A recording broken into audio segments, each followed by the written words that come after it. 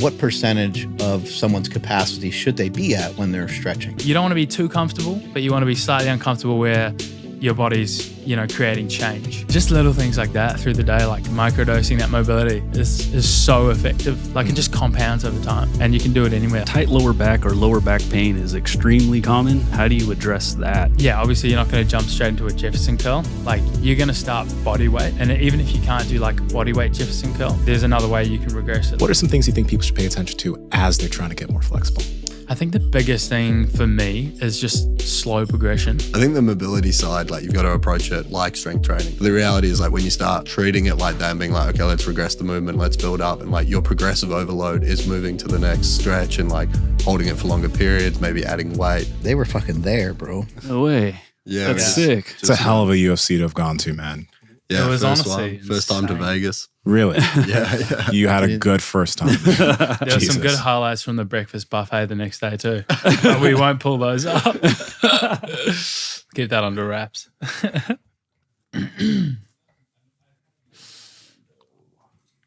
Yeah, the one thing I couldn't understand in Vegas was people being able to smoke inside.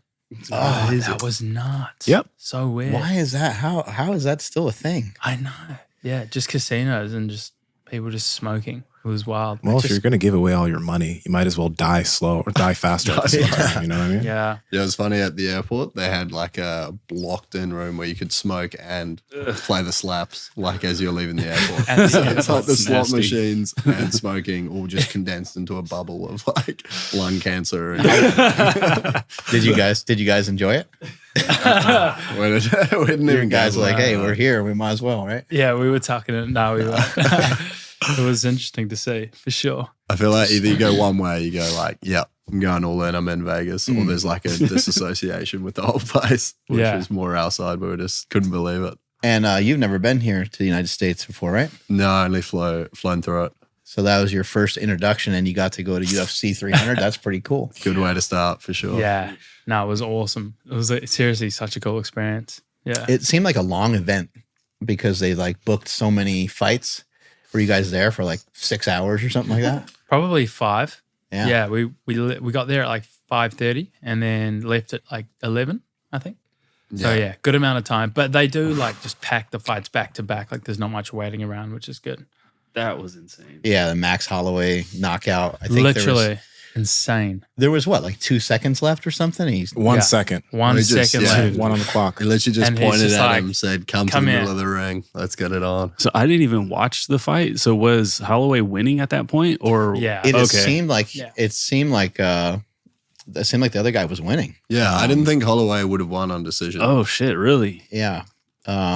It seemed like he got knocked down by a couple punches and then he got knocked out with like Just last no. 1 second. And he was down for like a minute, like Ugh. after the fight. Like So he I was kind of not- wonder too, like, I mean, he got dropped hard, Ugh. but I wonder if Justin Gaethje, if he just even was able to roll over and like, be conscious and halfway get up or defend or look like he's going to defend himself. But I think they waived the fight almost like immediately after he got, Oh, he was out for sure. Yeah. There was no way I was right. getting back Yeah. up. No way he's getting No. zero chance he can Gone. defend himself or anything. If But Gaethje Gaethje- was, oh, go ahead. I was going to say, Gaethje should have just stepped back and just let it roll out. Right. Yeah. But he called him out. Yeah. That's where it's like, are you a man? Come here. Get over there. You got to give That some sucks. You got to give some credit to Justin Gaethje though. It's for the BMF title, it's for the Bad Motherfucker Championship. So Yeah. Yeah. it's it's not some cupcake title that they're after. And even though what he did, you could look at it as being foolish. I mean, that's these guys are in this game to like be a legend, So I Yeah. think they're just like, Well, they know they're in the land of entertainment, right? right, Like, It's yeah, not very entertaining sitting back and letting it go to decision. yeah, just like That'll be a talked about fight for a long time. mm-hmm. Yeah. Yeah, it took the two of them, right? It took the two of them to do that. And then there was the Alex Paella knockout. Alex Pereira. First round, bro. We were getting super tired, so we were grateful it was a first round knockout. Yeah. But I think everyone knew which way it was going to go. There Yeah. wasn't Just yeah, even the walk-ins, the difference, like, oh my God. the energy. You would not yeah. want to mess with that guy. Oh, He's the Oh yeah, face he does off. The the stare downs. like bow and arrow thing, right? No, that was, so intimidating. yeah, no, this was in Israel. But in this fight, Pereira, if you were watching it, like the whole time, he was like stone cold. Like he wasn't batting an eye to anything that was coming his way. Nah. And then I don't know if you saw, there was right before he knocked the dude out, the dude kicked his dick. Yeah. And then he waved Herb Dean off, and then he just slapped him hard. And it was fucked up. I wish you could see a highlight. I did catch this fight. Yeah. Damn it, I can't even think of the fighters' names, but like this kick just totally surprised the hell out of him. Yeah. God, dude, my brain's not working today, but that was a good fight. I did watch that one. Yeah, Oliveira. Oliveira, there you go. And he should have just finished him off at the end. Like he was messing around. I don't know what happened. He had that guillotine early, really, really tight, and I thought that was it, right? Because everybody was dry, everything looked good, and it was locked in, but he was able to fight right out of it. And then, I think you're right. He kind of just like started playing a little bit too reserved, I guess I'll say, after that. Because, I thought he was going to win, but that didn't work out. Yeah. Yeah, I think he thought it was ahead because right at the end, he had him in like a guillotine or choke, and he was sort of like sticking his tongue out, thought he had it. It was like a darce or something. Yeah. Yeah. He could have finished him out. I had Oliveira to win, and I had him to win by submission. So when he chucked his tongue out, I was like, are you serious? Like, just dude, finish him. And then he lost as well. I was like, oh, come on. Crazy. It's a double blow. Yeah. It was so cool to see, dude. And McGregor's coming back. Really? Shit. Yeah. He's got a fight booked. Oh, shit. Nuts. Is it, like, how long from now? I'm not sure, actually, but Dana said it on the post-fight press conference that McGregor's fighting again. Wow. With Chandler, I think it is. I wonder, because didn't he looked mad PED'd out? Oh, yeah. So is he just back in now? He definitely was. I mean, who knows? Maybe he gained a bunch of muscle. He looked pretty damn big. Yeah. He looked jacked as hard training, hard nutrition. Yeah. That's all you need. It's just a consistent nutritional and training, and then you can get jacked. Do you guys remember? Have you seen that movie with Zac Efron, the new one, the wrestling movie? I haven't seen it yet, but I've seen a lot of trailers for it. That's kind of what McGregor's face looked like. I don't know if you. Yeah. It was like fucking jacked PED out. face. Yeah, you got it for sure. We love him. Yeah, no, it would be entertaining for sure. So we'll bring up some clips for you guys to kind of address in a minute here, but I want to kind of get into some of the backstory of Elastaboy and your friend that you brought here. How did you guys like kind of link up, and what's your story? Are you guys in business together, and how did all some of that work out? Yeah, so I guess it all started, well, we're both from New Zealand, so both Kiwis, and we kind of went to rival schools. And we mutually knew each other kind of like a little bit, and then we kind of linked up at the gym in Sydney Uni in like 2019, I think it was. And then, we just kind of bonded over the gym and never looked back, and now we're in Bondi, Sydney, living together for like 5 years now. And only recently started social media I started in February last year. Alfie started about 6 months ago.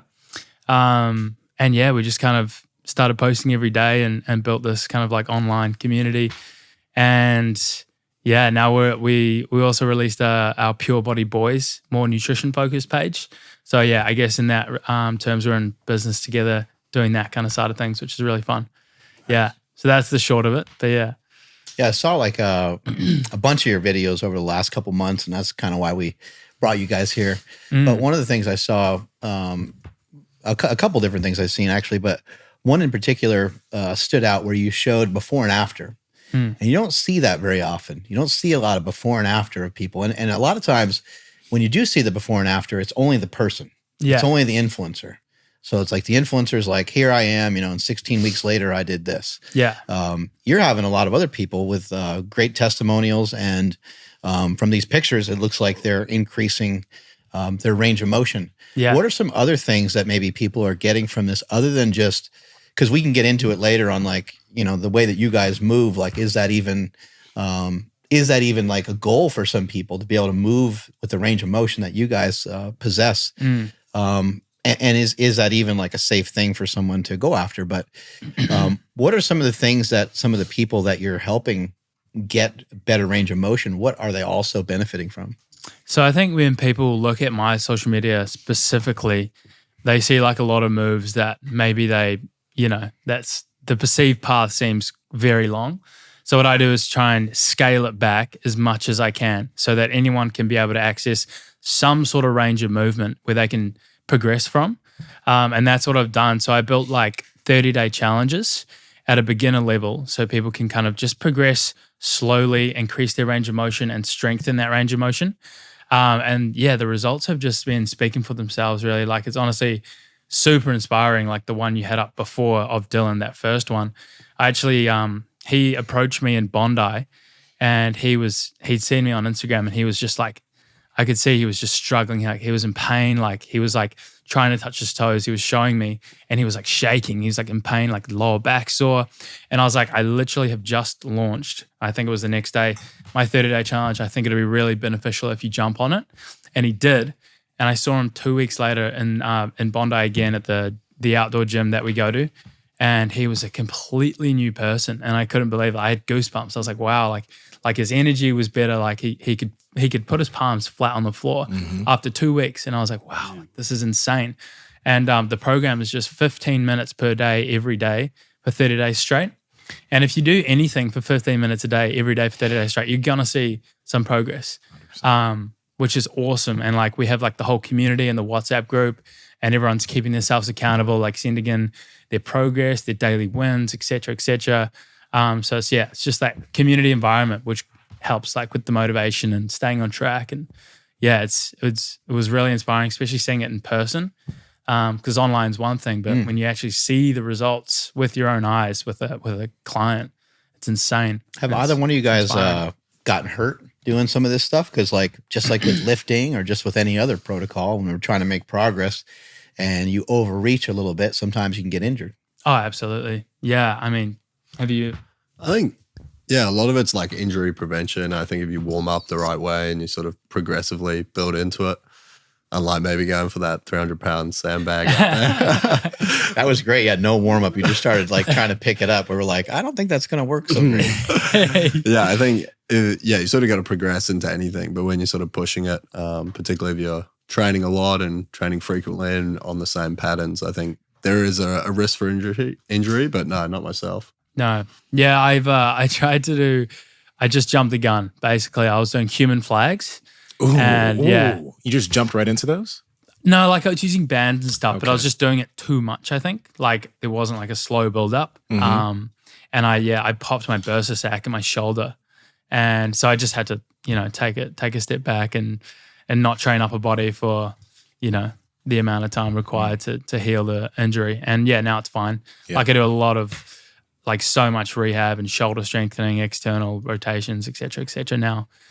So that's something I focus on to stop those injuries from happening in the future. Let me ask you this. What would be some telltale signs that you think people should pay attention to know when to back off? Because I know definitely with a lot of the mobility and flexibility stuff, I've tweaked things in the past because I was just like, I'm someone who likes to really try to like dig in because I'm familiar with getting injured. Yeah. So like, I don't think it's a smart idea by any means to push yourself past those limits. But for a lot of people, especially when it comes to mobility, they push a little bit too hard and they tweak something and then they're like, oh, that's why I'm not going to do this stuff. So what are some things you think people should pay attention to as they're trying to get more flexible? I think the biggest thing for me is just slow progression. Like I really try and progress as slowly as I can because I think you get the most longevity out of like the movement or skill or, whatever it may be. So that's something I definitely prioritize. It's just, taking it step by step and just scaling it back as much as you can to your level and then slowly making it more challenging over, weeks, months, etc. Yeah. That for me has been like a game changer rather than jumping the gun, which I love to do, especially when I was younger. Yeah. Just slow progression, and then you're going to, stop a lot of those injuries from happening, for sure. How about you, Alfie? What do you think? Yeah, I think similar story, like you've got to build into anything. Yeah. I think, it just takes time. It's easy. I think the mobility side, like you've got to approach it, and I think it's something that Jake does really well, is approaching it like strength training, which is quite unique. I think there's a lot of people that separate them and it's a bit of an afterthought. It's like, cool down for the session. Maybe I'll like stand around, go on my phone and like flex a few things to like feel it stretch. But the reality is like when you start treating it like that and being like, okay, let's regress the movement, let's build up, and like your progressive overload is moving to the next stretch and like holding it for longer periods, maybe adding weight. And that's a lot of it as well, is like that strength through length. Yeah. So adding weighted progressions into it. So things like Jefferson curls, fantastic for like hamstring, lower back, and something that you can progressively add weight to. But I think there's a lot of movements that because you don't do them weighted, people don't really see that they can progress it any further. Yeah. Yeah, when you were doing your whatever that move was out in the back there where it looked like you got run over by a car, that split pancake thing that was going on there. Yeah. When you do a movement like that, like what percentage of your capacity do you feel that you're at, and what percentage of someone's capacity should they be at when they're stretching in general? Like, so for like strength training, we can say, you know, Nsima can say, hey, you know, try these stiff leg deadlifts and try them, you know, at 70% of your, you know, 1 rep max or something. And I have a decent idea of like the appropriate weight. Yeah. Do you kind of have a similar idea in your head with some stuff where you're like, ooh, that's like at 90, 95. I need to probably back away from that. 100%. So anything you can perform without pain, I would say go for it. And then it's just like you don't want to be too comfortable, but you want to be slightly uncomfortable where your body's, you know, creating change. So as long as you're not feeling pain, but it's uncomfortable, but you can kind of get through it. That's where I would say the sweet spot is for gaining that flexibility and length and strength. Yeah. So I kind of base it off a little bit of feeling, and then similar to like a pretty good like massage, right? Like somebody's hitting like a spot, for sure. And the spot is uncomfortable, but you're not like it's not like you're out of breath and you can't deal with it. Yeah. So you can tolerate it, and it's, you know, it's uncomfortable, but you can get through it, and then you can kind of, you know, over time you see that progression. Yeah. Is there any type of breathing that you guys try to practice or try to teach? Yeah, I think a lot of like long inhales, exhales, like you are sort of trying to breathe through the pain. I think that's probably one of the biggest differences compared to maybe like powerlifting, some of those other more explosive sports. I think naturally humans are quite explosive movers. We get that concept in our head. Like we're like, you need to produce power. We understand that concept, but with stretching and mobility, it's like a long drawn out pain. I think we're less developed at sort of enduring that. Like if you were to say like do, I don't know, 3 reps with like max power, we're like, okay, we can like undertake that in our brain and assess that and apply that. Whereas if you say like a 60-second hold in your best like front split position, that's like a long enduring pain. So yeah, I think it's just that changing that mindset. And one way to do that is addressing breath and focusing on your breath and breathing through the pain, like a deep massage as well. What about something like hypermobility? We hear people reference that and say that somebody is too like sinewy, somebody's too bendy, too stretchy, and that they're maybe more susceptible to injury. What are your thoughts on that? Yeah, I think that's definitely a possibility. Like if you don't have strength in your range of motion, you're definitely more likely to get injured.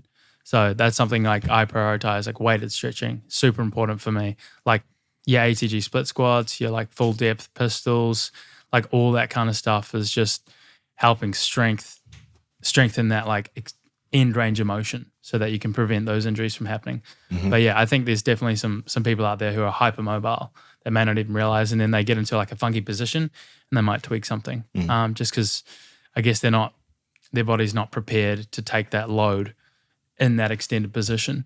So yeah, I do think that's that's what some people miss about what you guys do, because you guys aren't just getting to these positions. You're also you're very muscular. You have a good amount of muscle tissue. You can tell that you either, whether it's purely through calisthenics or whether you're adding weights to those movements, like you're accessing those range of motions or that range of motion with a level of control.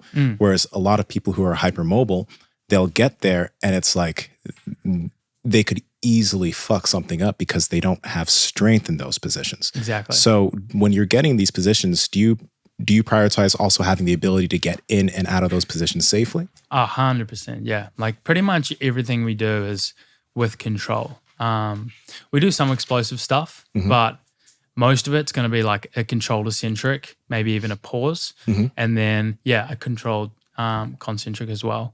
So yeah, as much control as we can. And that's just like going to stop those injuries from happening as well. How do you coach that? Because like I feel like if like for me, like obviously just like not training for a very long time period, like I don't necessarily know where that 90-80% is. let alone for something like a stretch or like a movement or a position. So when you're looking at somebody, is there some like tail signs that you're like, oh, dude, you need to regress that movement by like, 50% or whatever. You're going way too hard. It's not supposed to hurt. It's supposed to be like rejuvenating right now. So like, is there anything you can see, like maybe body shaking or something like that? Yeah, absolutely. Like, I think if you can kind of see, like, it's pretty obvious when someone's like in pain and like their form's off, I don't know, their back's rounded, whatever, they're in a funky position. You can kind of be like, okay, you need to take a step back, like kind of reassess, take your ego out of it, and then scale the movement back to your level and then slowly progress from there. Yeah. Yeah. And then so can sometimes like, cause I know with like, I know Mark will do this a lot, but he'll like counterbalance stuff like for like to get into a deeper squat.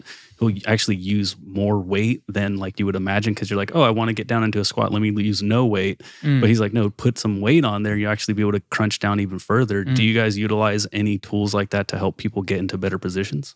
Yeah, absolutely. Yeah, I think counterbalancing is a great way to get into a deeper position, using the weight to kind of assist you to get a bit lower and access that range that you may not be able to with your own body weight. I think, fantastic tool to increase your range of motion. Slant boards and stuff like that too. Slant boards are great. Like so many tools you can do.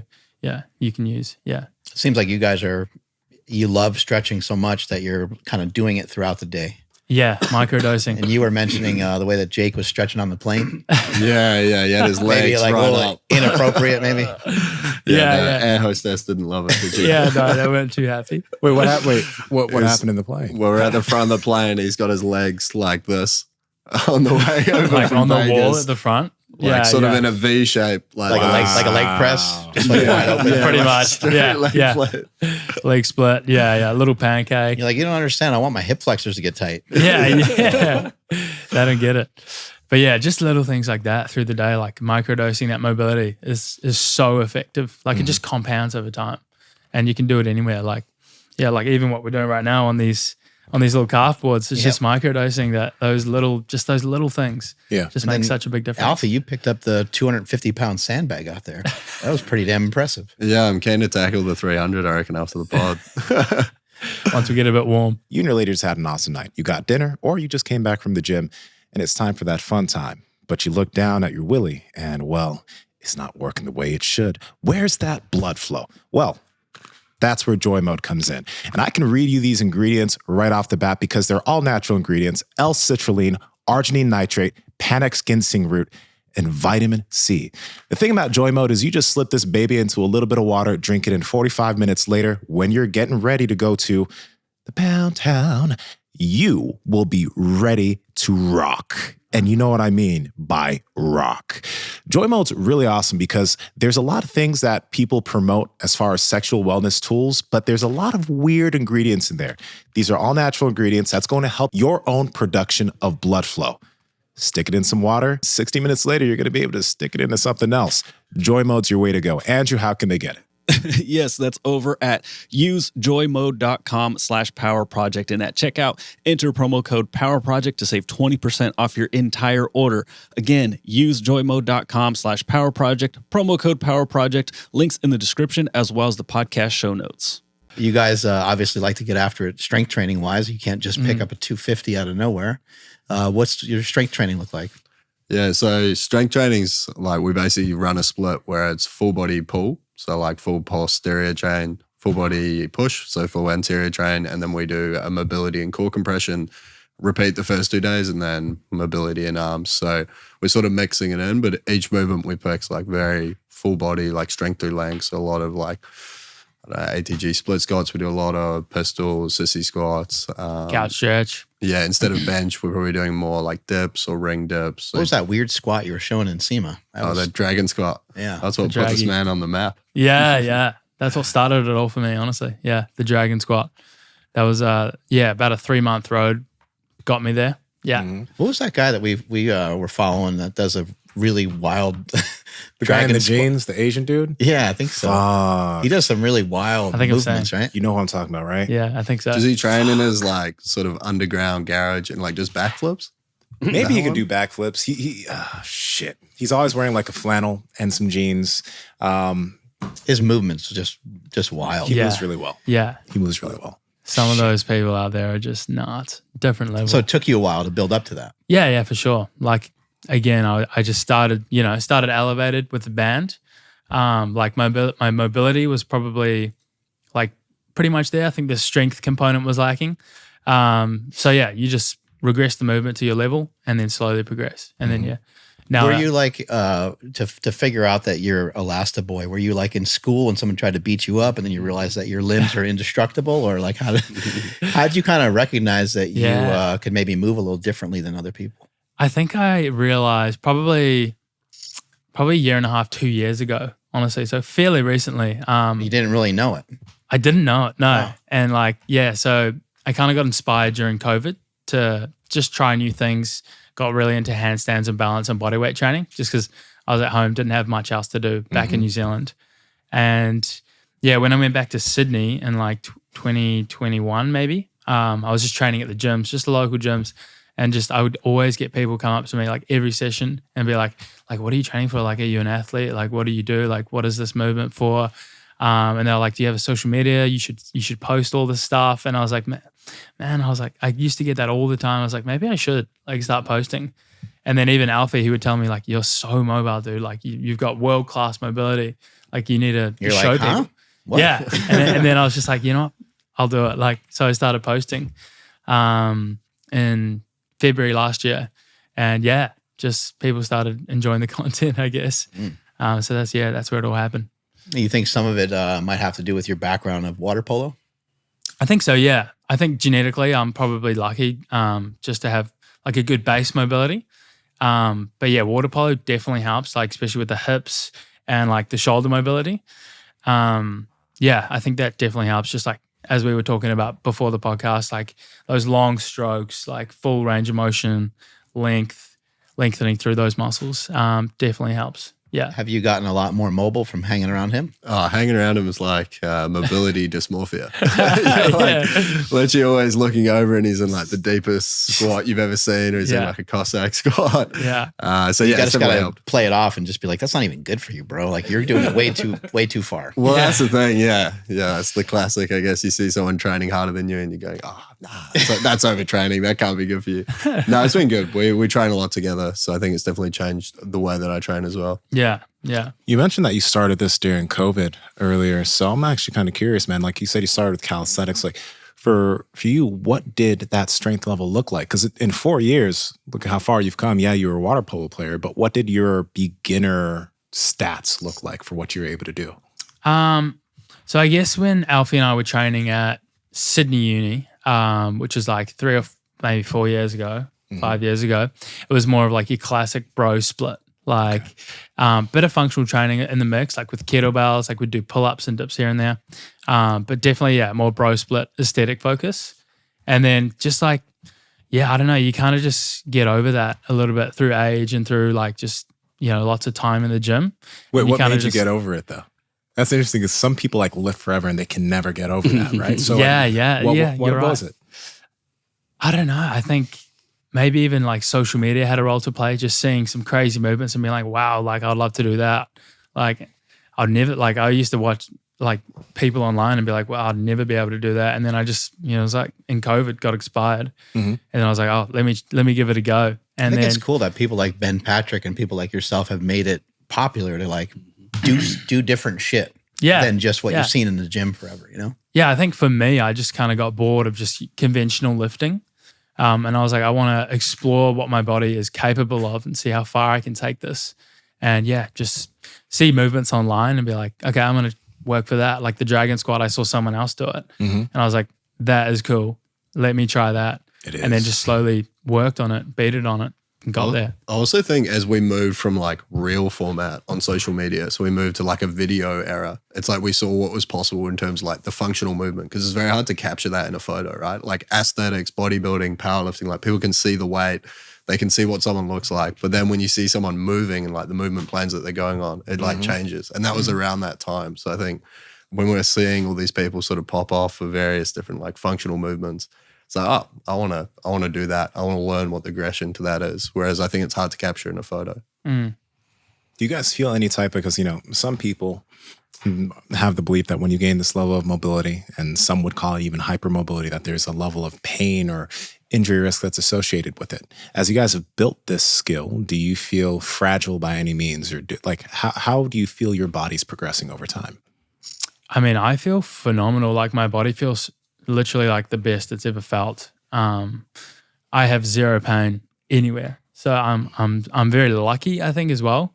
But yeah, I think the mobility has a massive role to play in just making those joints feel good and getting that synovial fluid and those, deep ranges of motion to help protect those joints and just have longevity. But again, it comes down to scaling the movement back and slowly progressing. Mm-hmm. Yeah. And that's the thing, though. It's like you, again, with all the things you're showing, even that dragon squat, you have a deep level of ability to get into all those positions, but you haven't lost any tension anywhere. No, right? yeah. You're creating staying active. Exactly. In those extended positions. And I think that's where some people maybe get some of this twisted, you know, because like there are yogis who can get into these positions and then they can lose all tension, right? Yeah. But you're getting into these positions and you maintain a level of tension and control 100%. Wherever you go. Yeah, staying active in those extended ranges is super important. Like a lot of people that practice purely yoga get like a lot of them get injuries because it's more of a passive thing and they don't have the strength in that end range of motion and they can like tweak things more easily. So when you're doing stuff like this that we're seeing on the screen, are you keeping fairly active? Yeah, everything I do is trying to stay active. Like this one's more of just like it's not super active, but it's more of like a spinal decompression, like working that lateral flexion of the spine. Gotcha. And getting into the hips a little bit. And this is kind of similar. So staying active in the knees and quads here, but kind of just releasing the spine. So there's certain movements that, are a little bit different than others. But yeah, always a little bit of active component to each stretch to kind of protect the joints as much as possible. So maybe in a position like this, obviously you're just letting your body just kind of hang and you're using gravity. You're bending down towards your toes and you're kind of rocking back and forth. Yeah. But there's another attribute of this that someone could practice is they could be maybe intentionally flexing their hip flexor a little bit. They could intentionally flex their quad a little bit. They could just try to relax as much as possible. So there's, so it's an interesting thing because we have a tendency sometimes to say, oh, like this style of stretching isn't effective, but this style might be effective. But there's so many variables in there. And the movements that you're showing here are, I mean, how the hell, I don't even know how we would study it. Yeah, you know what I mean? It's interesting. I mean, it's all just like subjective as well. Like, I don't know, there's just so many ways that you can stretch and strengthen. And I just try to show people that, my way basically. And if it works for you, great. Like jump on the 30-day challenge and see what happens. But yeah, there's so many different ways you can do. You had some interesting thoughts on spinal compression. And I think this might be maybe from this video where you and I got talking about it. Yeah. Kind of behind the scenes. What does that kind of mean to you, spinal compression? And because you even referenced it. Core Alfie, compression, do you mean? Yeah, core compression. Yeah, sorry about that. Yeah, core compression. You even mentioned as it's programmed into your workout. So what's core compression about? Core compression, basically how I define it is like the ability to be strong in a compact position.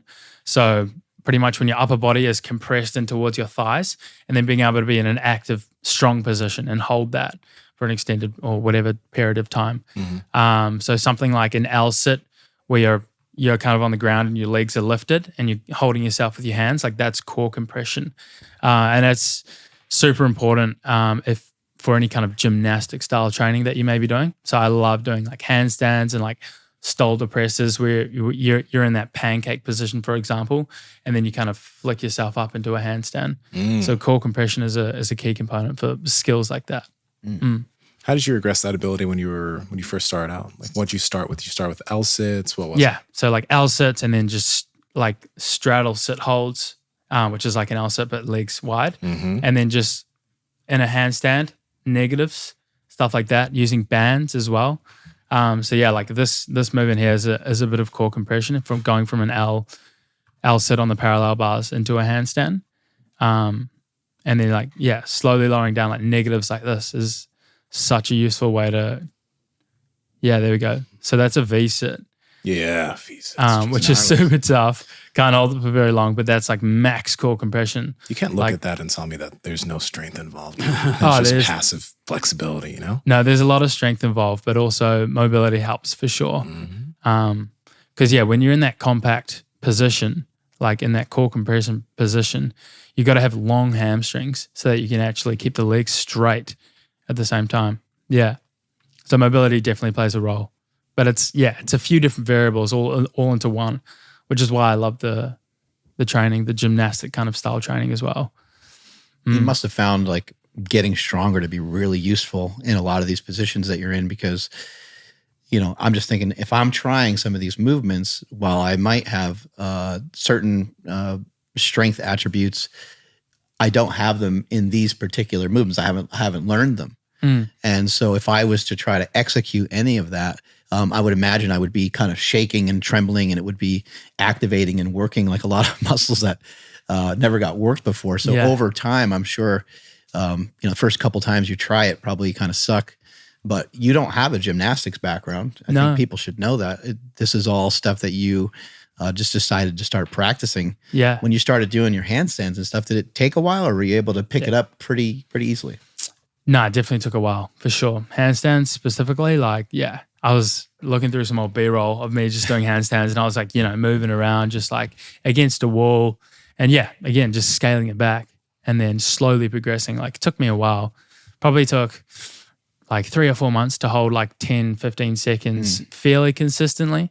Wow. And that's just like 10, 20 minutes a day of training, like for a handstand specifically. Like before I'll do my session, I'll just, do 10, 20 minutes of handstands practice to kind of get warm and practice that skill. Yeah. For something like that, I think we were talking earlier, fingers and wrists. I think one of the limiting things that like stopped me from training handstands multiple times was like how much of a strain it had on my wrists. So what do you do for that?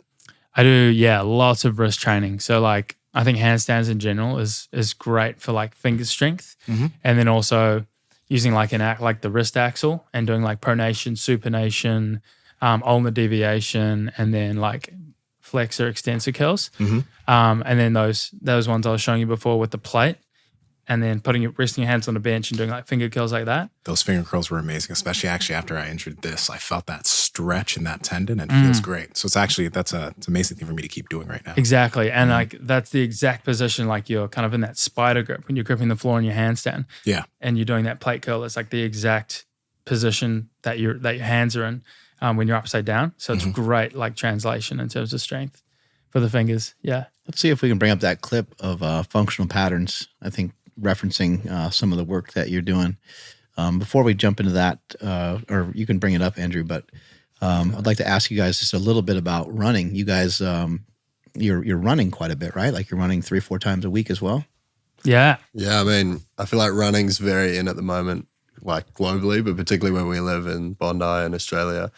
So we started a run club, which we do every Wednesday morning, and it's a good community. It's like sort of 100 of us that get down every week. 100? Yeah. You guys started that? Yeah. Dude, that's fucking awesome. Yeah, it's cool. That's amazing. Well, it's like our only real way to like, I think, meet everyone in the community. So it's a great way to go and see something that like, our brands are so online and all of our communities sit online. So then when you go and like see it in person and it's actually like tangible, it's an awesome experience. So we do a run, and then Jake does a 15-20 minute mobility session. Yeah. And we jump in the water because we're running like along the beach, and then go for a coffee. So it's great. Yeah, it's really cool. Yeah. It is so much fun. And it's like 6 kilometers, super chill, like conversational. It's like very social. And it's a great way to just meet the community, get active in the morning, see the sunrise while you run next to the beach. Yeah. It's just like the best way to start the day. With 100 people, I'm imagining there's a bunch of different groups, right? There's like we just all go. We just pack it out. But the pace is like, I was going to say there's probably a group that's real eager to like run, X amount of time versus the other. Yeah, some people are faster than others, but we stop at halfway, we get a photo, and then we run back. Yeah, it's great. And we go early in the morning, so we're not taking up, we're not bumping into people because Bondi does get busy, as you can imagine. People, that's amazing. That is actually it's super fun. Yeah. You can, if you want, you can search up it's called Pure Body Run Club on Instagram. And that's, we've got some posts there of of the run club. You can see. Let's check this guy out being mean to you guys. Yeah. Let's have a look. Being mean to David. Yeah. And I got no. They are different. Mobility is just the ability to move. It's mobility, movement ability. And flexibility is just the range of motion that you are capable of. So this, even though most people call this mobility, is technically flexibility unless I move. Now it's considered mobility. And watch this. This is still all mobility, mobility, mobility, mobility. Now it's just flexibility. So what's better, flexibility or mobility? Well, that's kind of a silly question because you can't have mobility without that flexibility. So flexibility wins by default, which means the best way to get more mobile is to get flexible first, and then you work on strengthening it, and the rest will work itself out in time, you know? It was Bruce Lee that said, "Be water, my friend." By the way, I have flexibility programs in my bio. Stay flexy. You can't have... Oh, now he did. I mean, the editing's great. I love the transitions. He's nailed that. Yeah, it must be the words. And Andrew, can you read that from there? Is there a statement in there? Oh, man. It's in our text thread. Sorry. Okay, I'll pull it up. This is the quick caption. Great descriptions here, but the mechanics of the movements themselves, there's such a thing as too much flexibility that impedes mobility. This guy is too flexible. Also, what do you call it when you need to go to the surgery room for the hyperflexibility you induce with all this stuff? Surgerability? Is that it? This guy is securing the financial interests of functional patterns in the medical system. That's what I call it, job security. So in his eyes, this level of flexibility is too much flexibility, and it's going to be something that gets people injured. So what are you guys' thoughts on that? Yeah, and I'm actually going to search because he does have one where he uses you as the example, and that's what I was trying to find. I just can't find it, but I will. I didn't realize he actually used me. That's so funny. They did. Yeah. So he's saying that by me showing my level of mobility, it's going to cause injury for other people because they might try it, for example. Exactly. And I think, so there's a few aspects to it. He thinks that inherently when people try and do a lot of this flexibility stuff, it builds a level of like weakness and too much pliability in the fascia and not enough strength. Yes. Right. So a lot of people are building hypermobility where they can tear things, where there's too much mobility in the back and then they have herniated discs. Mm-hmm. Like there's a bunch of issues that come when you build this level of hypermobility. Actually, I think a good video example, and it doesn't show you, but I'll send this to Andrew right now. You do dead hangs, right? Oh yeah. I do them every day. Okay. Yeah. I think this video right here is another kind of good example of maybe their point. Andrew, I'm sending it to you right now. This group, Functional Patterns, what they're into is they want any and everything that will progress your gait, like your forward motion, your walking, sprinting, and so on. And I think some of their conjecture towards traditional fitness is that many people are just kind of going through their day-to-day dysfunctional, not really moving very well. And what they're trying to solve for is just to get people to move better in general. Yeah. So I think that stretching, lifting, anything on top of already having poor movements, I think they're saying can lead to worse outcomes. Yeah, interesting. And I also want to mention, I like dead hangs. I do dead hangs. It's been something that's been beneficial for my shoulder and jiu-jitsu. But let's play this video because I'm curious to hear your guys' thoughts too. This is the problem with passive hanging. You see, people will hop on a bar like this and drop into a shoulder decompression, trying to lengthen their lumbar spine. But what ends up happening here is you're just lengthening the ligaments in the shoulder to the point where they become hypermobile. And with the spine, you're also lengthening the muscles and ligaments around the vertebral bodies to the point where the more you apply that passive hold and stretch there, you start to lose the muscular support. I like the music.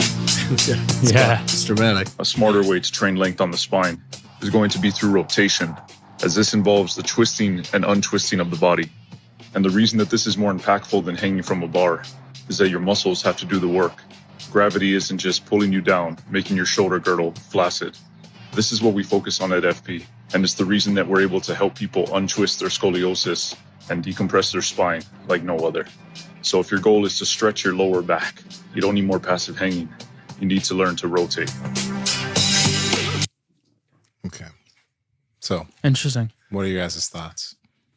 I think, yeah, he definitely like makes a great point. But yeah, again, I would just say like I wouldn't stop doing passive hangs. I would just do some active hangs. Exactly. Thank you. Like, balance you don't it have out, to baby.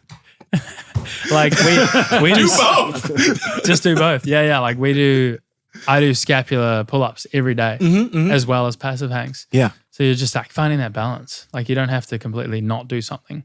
Like I don't think there's any movement that you just like can't do because it's going to cause an injury. Like there's always a side to both coins. You just got to make sure you hit that balance and you strengthen both sides and all sides. Yeah. And you guys are also doing rotational movements. Yeah, absolutely. Like we do it all. We don't rule anything out. We're not like, not doing one thing because of, et cetera outcome. But yeah. And you'll even mix in some traditional lifts here and there, like a 100% squat, deadlift, like a back squat, deadlift, those kinds of things.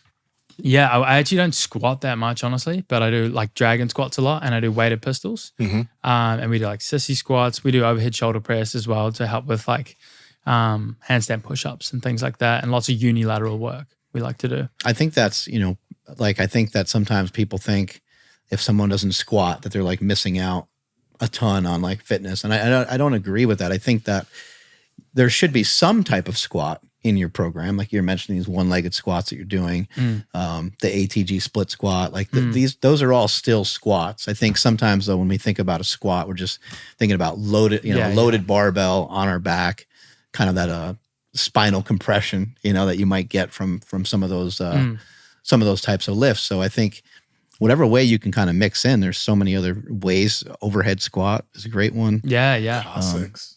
Yeah, exactly. Holy shit. Yeah. There's like endless ways to do a squat and endless ways to do a deadlift. There's endless ways to do anything. Right. Like, literally, you can add a twist onto any movement to make it more challenging or regress it. That's what I just wonder. That's what doesn't make much sense to me, because why do things in a way where you're not able to see what your body is capable of? Yeah. Like you, for example, both of you guys have all these amazing capacities, but you discovered those, right? Because you were testing certain things out. You did some things passively, you did some things actively. And now you have control over all of this, along with being very muscular at the same time. You're not just like limp yogis. Like you guys also are strong and muscular. Like you just picked up a 250-pound bag first day. So it's like there's a lot of good here. Yeah, absolutely. Like just strengthen everything, honestly. That's my key philosophy. Strengthen, lengthen everything possible. Do you guys work on explosive movements too? Something like sprints, jumps, med ball tosses, anything like that? A little bit. We used to do more plyometrics. I feel like, our training sort of like transitioned over times. And again, it's sort of just gravitating to what we're like passionate and enjoy. I think people should go in the gym and like actually enjoy their training. They shouldn't be showing up like, I've got to do like this again. It's like, if you hate the movement, just change it. Swap for something else that's more interesting. And like, I love plyometric stuff. I think it's like a really enjoyable way to train. It's explosive. It's different from a lot of the other things. And there's like, it feels great to jump high and to move quick. Like I feel like they're very primal movers that like we were sort of born to do in many ways. Yeah. And running's a little bit plyometric too, I guess. Yeah, running's plyometric, and you're also getting some of that twisting in there. Yeah. That they were talking about, the twisting of the spine and all those kinds of things. Do you guys participate in any sports or anything like that? Like Nsima was mentioning, getting a lot of progress from swimming. You did water polo growing up, but do you guys do any other activities or sports other than lifting and running? Growing up, a lot of rugby. So sort of all started coming out of New Zealand. We're a very like passionate rugby nation. It's our national sport. So growing up, played that, went into university or college and played there as well. And then sort of left that behind a little bit, but play a bit of touch rugby, which is basically like rugby, but you don't tackle. So a little bit more longevity in the sport. Problem with rugby is it's like, you can't keep running around. Although people try to, like into their 40s, and they're just hammering themselves at that point. I remember I got invited to a rugby match by a friend, and he was like, "Oh, you should come and check it out." And they're like drinking on the sidelines, and then they're like, "Oh, you should play." And so I didn't know what I was doing. I got killed a bunch of times. Was starting to figure it out a little bit, but still got killed a bunch of times, and then like had a beer on the sidelines. It was amazing. Good experience. I was like, is this the way they really do it? But that's so maybe funny. That's not the way they really do it, but that's the way they were doing it when I was playing it. Yeah, it seems about right. And then tennis. We love tennis. Like just for fun, we just play tennis. Tennis is fun. Tennis is hard. Tennis is that's good. So much fun. Yeah, I love tennis. Yeah, there's some interesting like stats with tennis as well. Like people that play racket sports tend to live longer. Yeah. Yeah, heard that a few times. That does make some sense with like the lateral move. There's all types of like movement, hand-eye coordination, lateral movement, like spinal rotation, like everything. Yeah, all this shit going on in your brain, trying to figure out like how to hit the ball, just right so that the other person has to fucking haul ass to go get it, right? It's actually an insane skill. It's really hard. Yeah, and golf as well. We don't play golf, but the hand-eye in golf is insane. Like we've played a couple of times, but it's humbling. Yeah. Have you guys run into some people that have been really difficult to help? Like today when we were doing some stuff, I'm not as mobile as some maybe. So you guys were taking me through some like regressions, but what's your experience been with that? Yeah, I think, obviously everyone's mobility base is unique and there's always something that you can do. Like everyone has some sort of ability to move. So you just have to dig deep, even just have a conversation, like an open conversation with the person and just like go through different movements, see what works for them. And then, slowly progress from there. Like that's what it's all about. Just being open, taking the ego out of it and just being like, okay, like this is my level and this is where I need to start and this is what I'm going to do. This is my plan and just go forward from there. Yeah. Yeah. I can see how that can sometimes be discouraging for people because like when it comes to something like jumping, right? Some people, once you make one tiny jump, it hits your back and you're like, what the fuck? I can't jump. Yeah. And removing the ego to put your hands on a table or hold on to two pieces of pipe and then just kind of hop a little bit so that your feet can learn how to catch that impact. Sometimes it's just too much of a regression for some people. That so it's like, kind of embarrassing. It's and they feel embarrassed. Yeah. Exactly. Yeah. Exactly. So like, how do you guys work with that with certain people, or what do you tell them? I mean, it's a tricky one. I guess it's just literally taking your ego out of it. Like you just have, like, if you want to progress in this movement and you want to be better and like you want longevity in whatever you're doing, like you just have to. Like you just got to be okay with it and then slowly progress from there. Because I mean, otherwise you can stay where you are. Well, it's a tough one. What's great about the challenges though is everyone gets thrown into a group together. So everyone's sort of starting at like point A together at the start of the month. So I think having the accountability, because doing things that you're not naturally good at, which for mobility is like a key one for a lot of people, and particularly if they're like advanced lifters, which I feel like are often the people that need the most mobility. Starting back at square one at something that's like in the gym in an environment where they normally thrive is difficult, right? So I think having that accountability of everyone going through it together and sort of being like, all right, well, we're one of like 1,000, it gets 1,000+ people per challenge. So you're like one of 1,000 who's going through starting at point A all together. And you sort of know if you just stick with it, 15 minutes, so doable. By the end of the 30 days, there's some pretty serious change. Yeah. The community aspect is huge. Like people just love it. And like you send in your daily wins and people respond and like people are like reacting to the message, like well done, etc. Like it's very helpful. And all my mobility routines are body weight. Like I make sure that they're just all body weight so that you can access them from anywhere. You can do it in your bedroom, like wherever you are. So the ego component's kind of taken out of it because you're not surrounded by a bunch of people in the gym. Most people will do it at home, which is really cool. So you can just do it anywhere. You're not embarrassed. And you can just go through those motions, go through those movements alone. See the progress. A constant thing that's been beneficial for all of our health has been intaking enough protein, but also intaking quality protein. And that's why we've been partnering with Good Life Proteins for years now. Good Life not only sells Piedmontese beef, which is our favorite beef, and the main reason why it's our favorite is because they have cuts of meat that have higher fat content, like their ribeyes and their chuck eyes, but they also have cuts of meat like their flat iron. Andrew, what's the macros on the flat iron? Yeah, dude. So the flat iron has 23 grams of protein, only 2 grams of fat. But check this out. Their grass-fed sirloin essentially has no fat and 27 grams of protein. There we go. So whether you're dieting and you want lower fat cuts or higher fat cuts, that's there. But you can also get yourself chicken. You can get yourself fish. You can get yourself scallops. You can get yourself all types of different meats. And I really suggest going to Good Life and venturing in and maybe playing around with your proteins. I mean, going back to the red meat, there's picanha. All kinds of stuff. Chorizo sausage. There's maple bacon. That stuff's incredible. The maple bacon is so good. Maple bacon's really good. Yo, my girl put those in these bell peppers with a steak and chicken, and oh my God, it was so good. But either way, guys, protein is essential, and the Good Life is the place where you can get all of your high quality proteins. So Andrew, how can they get it? Yes, you can head over to goodlifeproteins.com and enter promo code PowerProject to save 20% off your entire order. Links in the description as well as the podcast show notes. A tight lower back or lower back pain is extremely common. At least maybe that's just my perception of it because I dealt with it for so long.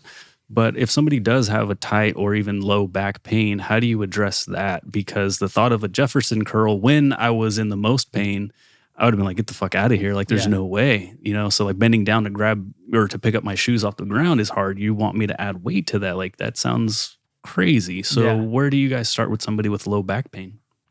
With low back pain, I would say, obviously you're not going to jump straight into a Jefferson curl. Like, you're going to start body weight. And even if you can't do like a body weight Jefferson curl, like there's another way you can regress it. Like, even just going down halfway and like touching a chair with your hands and slowly coming back up, even if you need to start with slightly bent knees to kind of alleviate some of the pressure, like you can do that. Like, there's always ways to scale the movement back and progress forward from there.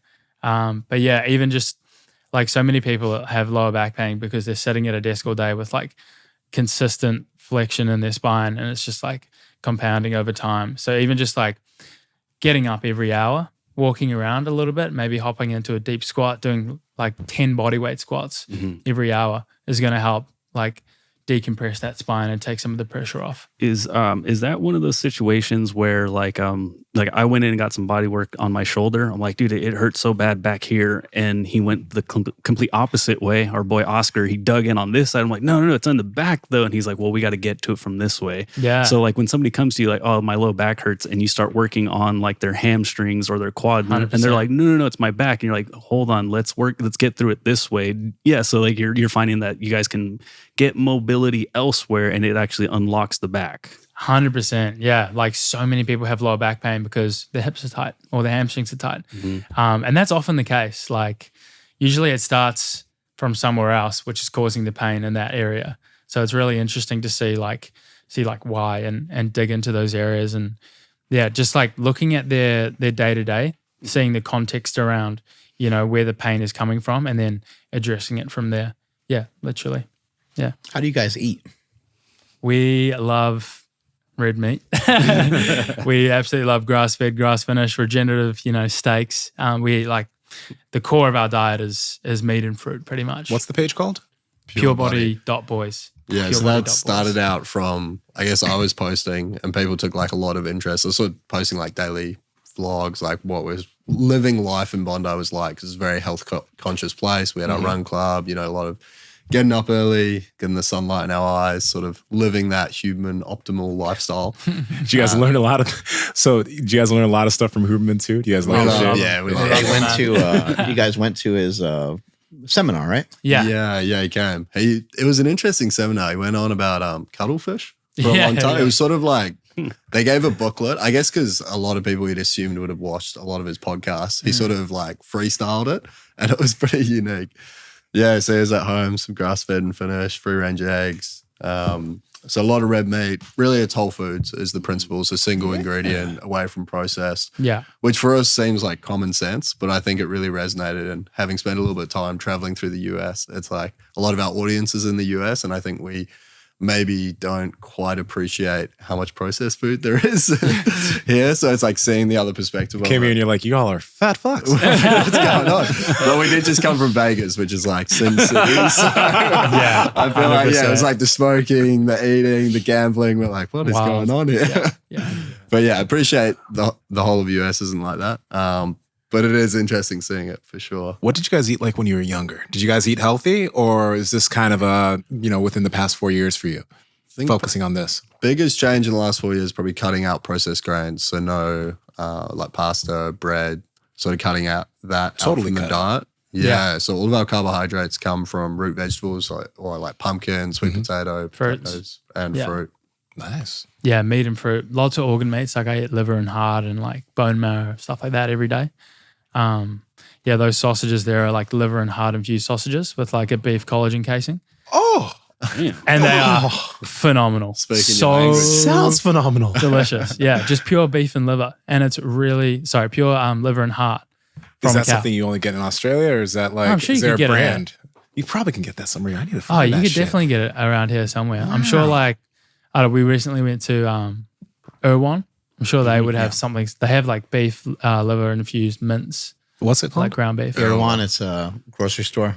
It's like a really, really like upscale. high-end. All right, you know what it is. I haven't been to it. Basically, if you want to unload your... It's I don't think we have any out here. It's next level above if you want to empty your wallet, go there. Yeah, if you want to empty your wallet, like your whole bank account on some fresh it's like $18 for like a little punnet of grapes. It's like...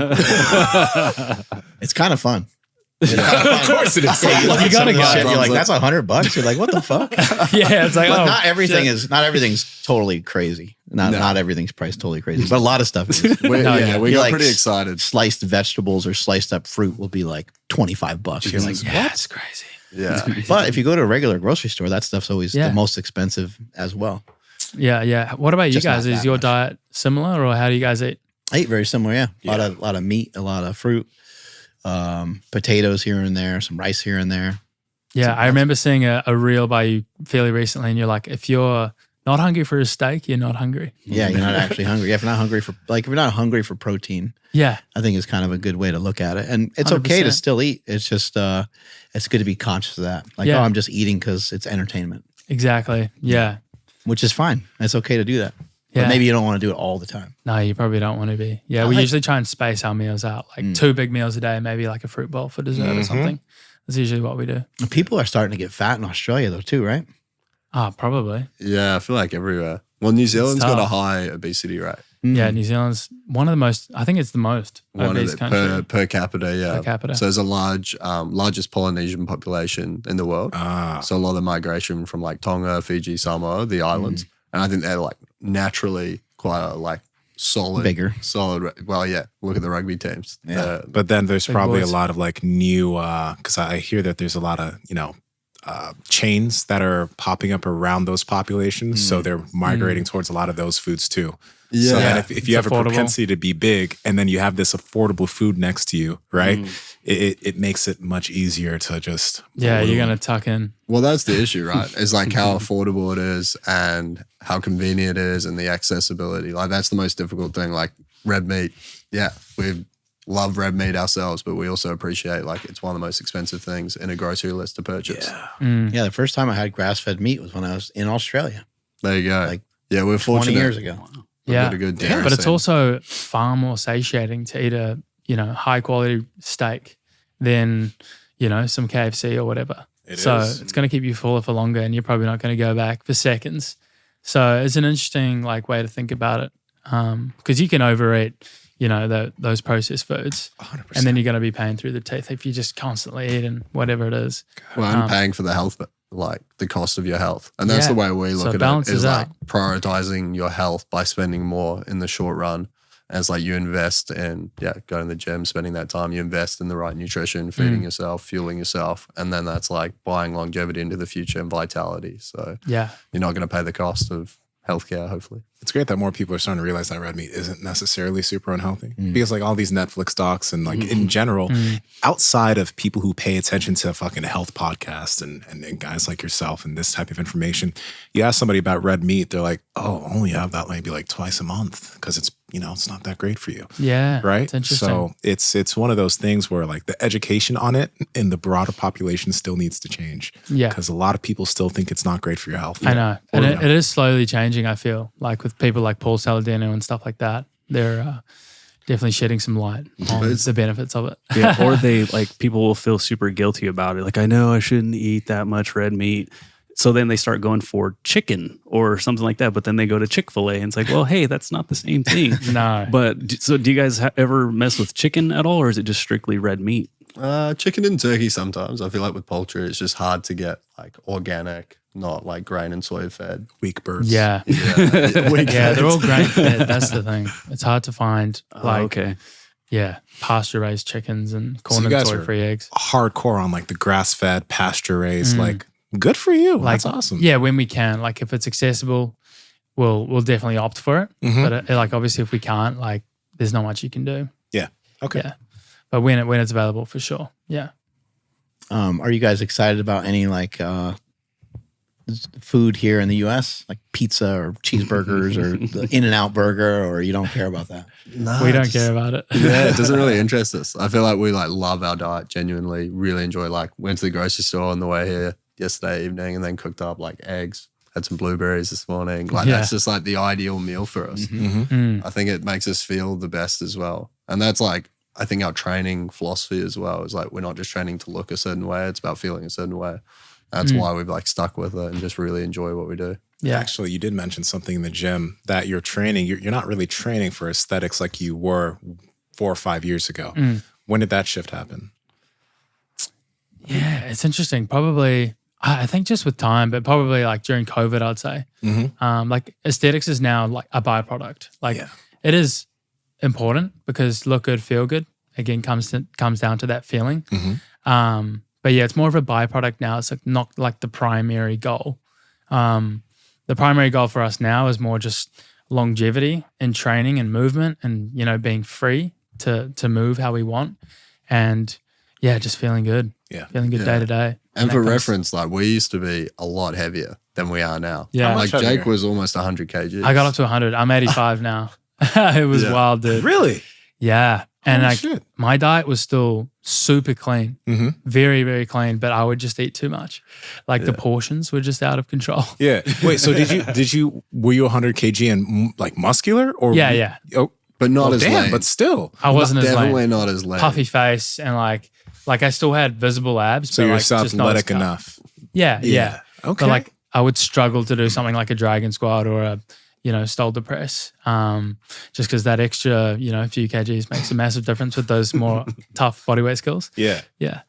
How long ago was that? We must spend probably a year and a half. A year and a half ago. Yeah, I was like 96 as well. So yeah, we used to be a lot heavier. That back when you were playing rugby, it was just like bigger the better. Yeah. It didn't hurt as much when you were running in. Funny. Your hunger just sort of regulated itself, you think? Or you guys been a little more conscious of? Just more conscious of like the portions. Like you don't need to be in like an energy surplus every single meal.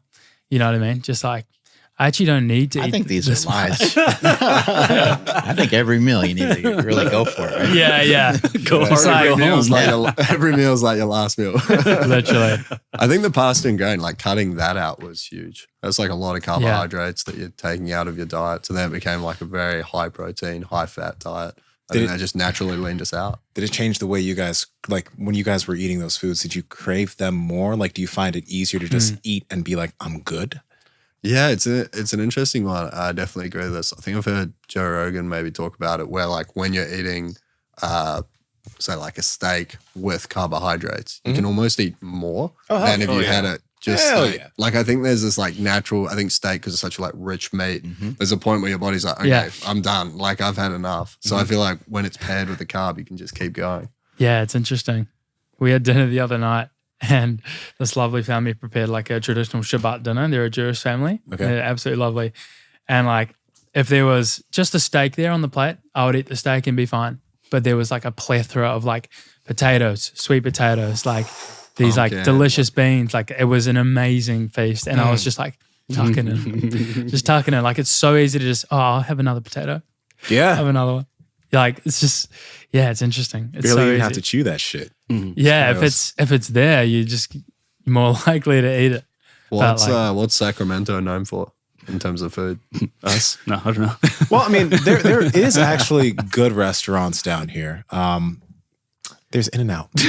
We're in California. Just In-N-Out is meat, right? Just go get yourself some Flying Dutchman without the buns. Flying Dutchman. Right? Is that good quality meat? It's okay. Of all the fast food, it's gonna be the best, but again, it's still fast food. These guys so It's not going to be grass fed, right? Yeah, they These probably guys will spit it out. Yeah, it'll Like, taste oh, funny. man. to These you. fucking I think we should Americans. try it. I think we should probably try a Flying Dutchman. Yeah, Give it a crack. Mustard fried. Is it just cheese and patty? Yeah. cheese patty. Mustard fried would be a good idea. It's delicious. It's Do you guys incredible. tuck into that every now and again? Every now and then. Oh, yeah, it's I've been a done like minute 10 for me. Flying Dutchmen before. Same. It's like 10 patties. 10. Well, actually, no, that's 16 patties. So I've done like 8 to 10 Flying Dutchmans to 16 in one 20 patties. Yes, I've done that before. It's been a while though, so I'd probably most I've done was 11, so 22 patties. Woo, boy! Dude. But single slice. See, he's the kind of guy who's like, I'm gonna one up you right now. Yeah. No. I'm joking. I believe you though. I believe you though. I know it's true. Andrew can eat a lot. No, I feel like we have to try at least a Flying Dutchman while we're here. If you're in California, you have to do it. You got to do it. Here in Davis, there's like a lot of Thai food. There's a good sushi place. Like there's some pretty good stuff. But I don't think like Sacramento's not really known for food, I wouldn't say. It's not known for food, but there's a lot of different types of like really good like Indian food. There's Ethiopian food. Like oddly enough, Sacramento is a foodie type of area, but I haven't taken advantage of all the foodie stuff down here. So there's Brazilian steakhouse too. So if you guys want all you can eat steak, there you go. I don't know if we can do that. We try to avoid all you can eat. It becomes a competition It's and dangerous. no one wins at the end of it. It's a lose-lose. Yeah. So funny, dude. I feel that. Alcohol? Nah, I'm actually, a year and like 5 or 6 months sober. Yeah. Nice. What made you just stop cold turkey? I just went all in. I was just like, I don't know. Like, Oh, there was a turning point. there was a turning point. I don't know. Like in December in 2022, I think, or 3. 22 going into 23 Yeah. years. I just picture him like he's trying to do handstand. He's like, fuck this. And he's hammered and he's like, I'm done with this. Yeah, legit. Is that the scene or no? Well, it's more the unproductivity, Right. like as a byproduct of drinking, and then like the overeating. Like I was heavier when I was drinking. I was less productive and I just didn't feel as good. And I just recognized that and I was like, I'm done. I'm going to go all in for a year and see what happens. And no, I haven't touched it since and I don't feel the need to. At that point, how much do you think you were drinking? Probably, I wasn't drinking like a lot. Like we had a massive New Year's where it was like 3 or 4 days in a row. Oh shit. Okay. And then in December, it was probably like every weekend, like on a Saturday in 2023 going into, And 2022, sorry, going into 24. Yeah, maybe like once to twice a week. Gotcha. So that shit takes a toll, dude. Like, gets too much and it overtakes. And then you're just in this vicious cycle of like Monday, Tuesday, Wednesday, you just feel shit. You feel sluggish and tired. And then Thursday you start to come right and then boom, Friday, Saturday, you're drinking again. Just cycle repeats. Yeah. Just not. Australia and New Zealand has like a big binge drinking culture though. Like when they're drinking, and particularly like growing up since you're like 16, 17, it's like you're drinking a lot. Like you're like 12 to 18 beers deep on a night. What's the legal age over there? 16? 18. 18? But like everyone starts earlier. Yeah. But like 100%. 21, but everyone starts earlier. Yeah. So I think then it's like you just have this natural progression. And I think corporate jobs in particular, like a 9 to 5 complements drinking on the weekend, right? You've got the weekends off, you got 2 days, you can recover, go back in Monday, everyone's hungover. Or you may even have like work drinks on a Friday. That's a real classic. So I think when you like step out of that and obviously like working in a capacity where you're working for yourself, it's like you can't have the weekend off. Like that's 2 days of your working week gone. So I think when you're dialed in that way, it just feels like a bit of a no-brainer to step away from it. You guys try to pay attention to like caffeine and stuff like that too. We love a bit of caffeine, to be honest. Like every now and again, we'll take breaks. Like I took a month off in February. It's so sad. Yeah. I know. Honestly, yeah. Because I'd been smacking caffeine like pretty viciously prior to that month off. So I was like, okay, I'll just do a month and see what happens. But yeah, I was feeling really tired, especially around like 11 to like 3. I was just like, dude, I need some caffeine. But yeah, after a certain amount of time, you kind of get used to it. You pull yourself together and then you're back on. And then honestly, like after a while, I didn't really notice a difference. Like I started drinking caffeine again and I was like, I don't know if I even need this, you know? I think the key is like not letting it affect your sleep cycle though. So we won't have caffeine after 12 o'clock. Yeah. And that's like really important. We're sort of, we're pretty dialed in with, I think, the recovery sleep aspect. Yeah. Like we use Whoop. I don't know if you guys have heard of Whoop. Yeah, we have all different kinds Whoop. Yeah. tracking something. Lots of tracking stuff all the It's time. interesting to see the data for sure. I think once you see it, it's a bit of a wake-up call sometimes if you haven't been tracking it and then you start and you're like, oh, okay. Not recovering as well as I thought. Gotcha. Yeah, I've always liked caffeine quite a bit too, but more recently just switched to decaf, and then there's still caffeine in like a lot of products that I drink. So I just try not to like really worry about it too much. But I am conscious of like, hey, that's your third drink of this or your second drink of that. Yeah. Try to, pay attention to it at least a little bit. Exactly. Yeah. And I just love the taste of coffee. So decaf is fine, Ain't that some shit though? Because like as a kid, you put that shit in your mouth, you're like, this is disgusting. I know, it's And weird. you become an adult, you're like, I like the taste of it too. Don't get me wrong. I drink decaf sometimes, but it's like, it is nasty. We can't subjectively say that this is a tasty drink. Yeah, it is we interesting. can't, but we like it. Is that addiction? No, it's decaf. I'm saying that question. Like, Is it though? I don't know. Because I know subjectively decaf is shit. It's like not. It's not. It doesn't taste like juice. It doesn't. it's like it's like sad and It's there's not no sugary, payoff. it's better. Yeah. Alcohol, same way. Yep. Yeah. Yeah. And you're like, oh, that's really good. It's not good. It's not. Disgusting.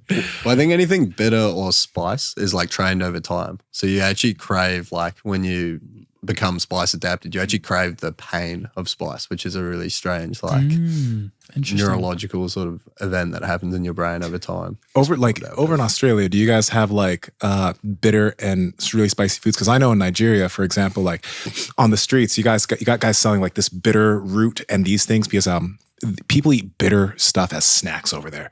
So like if Mark or any of you guys were to try, you'd be like, this is disgusting. But myself, my mom, like we love that shit because they eat bitter stuff all the time. Do you guys have stuff over there that's just like we would think is weird or Americans would think is weird?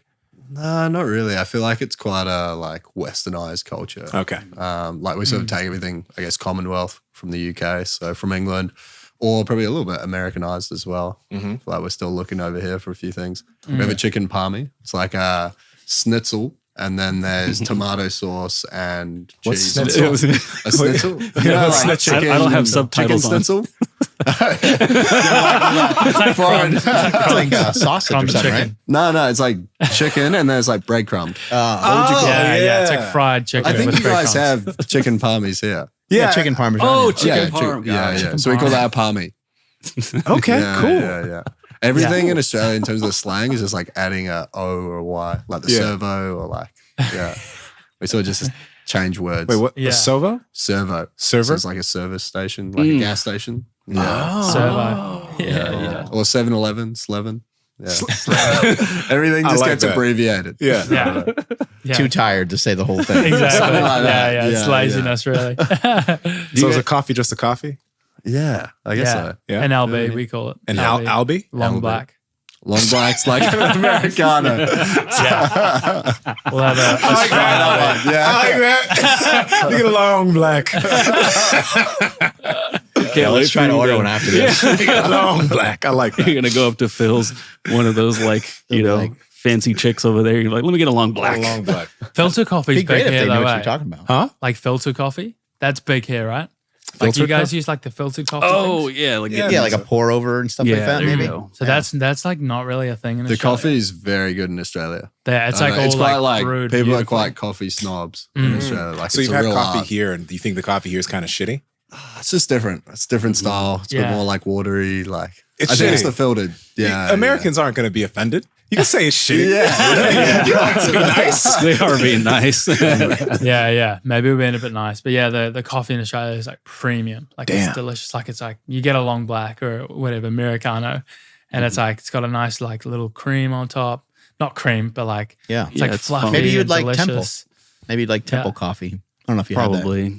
Is it Temple as coffee. I haven't had it. Do you know if it's more caffeine or less caffeine than a lot of coffee here? Because I feel like for example, Phil's, I realized there's a lot of caffeine in that, right? Quite a bit. How much? I think in like a small coffee, there's maybe 70 milligrams of caffeine. Oh, but yeah. that's a small, right? And so that means in their large is like 2 something. Yeah. Right? Okay. So I don't know if that's Interesting. average for what's over there too, but I think a normal coffee in Australia is double shot, and that's usually like 120. Okay, that sounds about right. Yeah. Yeah. Maybe after this, we should go to Temple, have a shot, and then go on a run. I love it. Yeah, I'm down for that. Yeah. So keen, dude. So Thank you guys so much. Where can people find you guys? you go. Yeah, you can find me at Alfie Gets Hard on Instagram. Excuse me? long black and Alfie gets hard. It started from 75 Day Hard. And you've been hard ever since. I've been staying hard. I finished the 75 days. He's not soft. That's And then the shared account is purebody.boys. Yeah. And I'm at Elastaboy on Instagram. And purebody.boys. That's it. Oh, sorry guys. I got to say, I know y'all have been friends for a long time, but you're Elastaboy and he's Alfie Gets Hard. It's just it's funny. Yeah. It's an interesting one. We're ordering long blacks. It's something done. So we talked about functional patterns a bit, which we actually did an episode with them right here. So check it out if you are interested in learning about why they believe stretching and the classical strength training is making you dysfunctional, ruining your body, and making you overall weaker.